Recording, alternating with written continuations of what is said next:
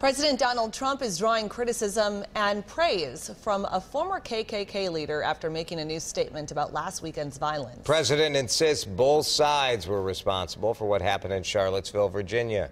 Well, I do think there's blame. Yes, I think there's blame on both sides. You look at both sides.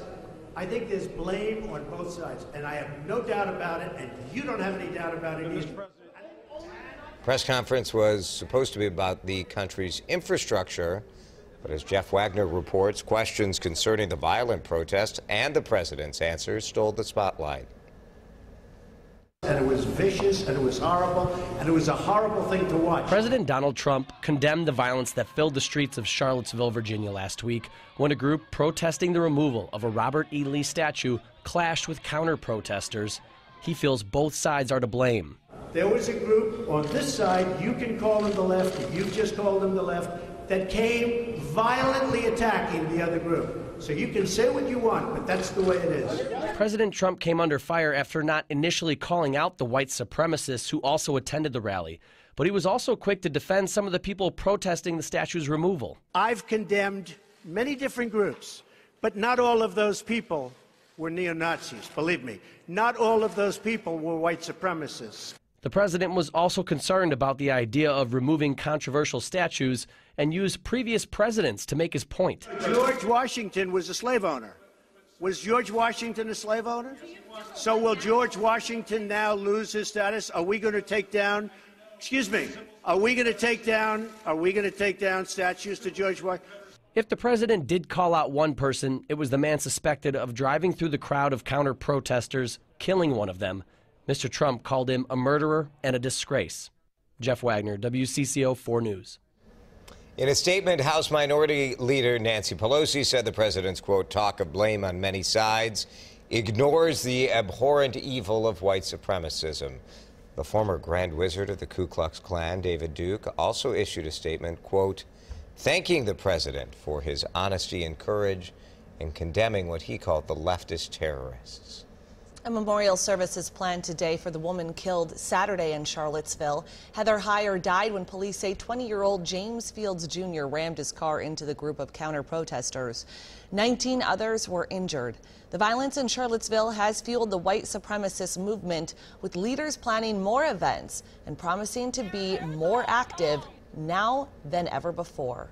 Stay with WCCO for continuing coverage of the violence in Charlottesville and the fallout from President Donald Trump's response. North Korean dictator Kim Jong-un has decided against launching a ballistic missile towards the U.S. territory of Guam, but he warns that he could change his mind if, quote, the Yankees persist in their extremely dangerous, reckless actions. This came after a warning from President Trump and Secretary of Defense James Mattis. Secretary of State Rex Tillerson reiterated the Trump administration's stance that diplomacy is the first choice to resolve the situation. Defense Secretary Mattis said the military is ready to respond in case Kim Jong-un changes his mind.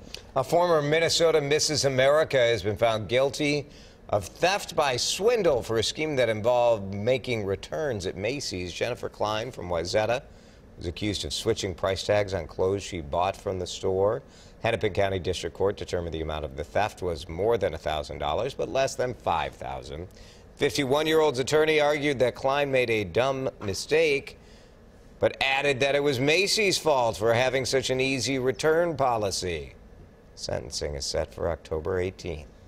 State and federal law enforcement are training for next year's Super Bowl, and that includes K-9 teams. Yesterday, 40 officers and their K-9s from across the country were in Arden Hills for the first of 3 days of training. The dogs are sniffing for up to 10 scents that can be used in explosives. For some, this was the beginning of odor recognition testing certification. We have a couple of practice circles where we have the teams come through and we expose them to different explosives, some of which they may not have locally here. When they detect an odor that could be dangerous, the dogs are rewarded with treats or toys. The ATF says its crews will use dozens of K-9 teams from around the country to help keep the Super Bowl and the entire city safe. Homeowners in St. Paul may be seeing a little bit of sticker shock with next year's budget proposal, but the mayor of St. Paul, Chris Coleman, says there is a reason for the nearly 24% property tax levy hike. Minnesota Supreme Court ruled last summer that St. Paul can no longer use right-of-way assessments to collect revenue for essential services like tree trimming, snow plowing, and pothole patching. Mayor says as a result, they are shifting how they collect those $21 million to property taxes. So the budget proposes a 19% increase plus an additional increase of nearly 5% to address inflation. The total increase there nearly 24%. It's important to understand the city is not collecting an additional cent for these services.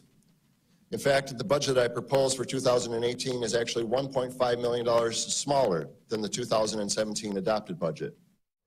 Coleman says the average homeowner can expect to pay about $12 more with this cost shift. Mayor says he doesn't want to pass the problem on to his successor. Coleman is running for governor of Minnesota in 2018.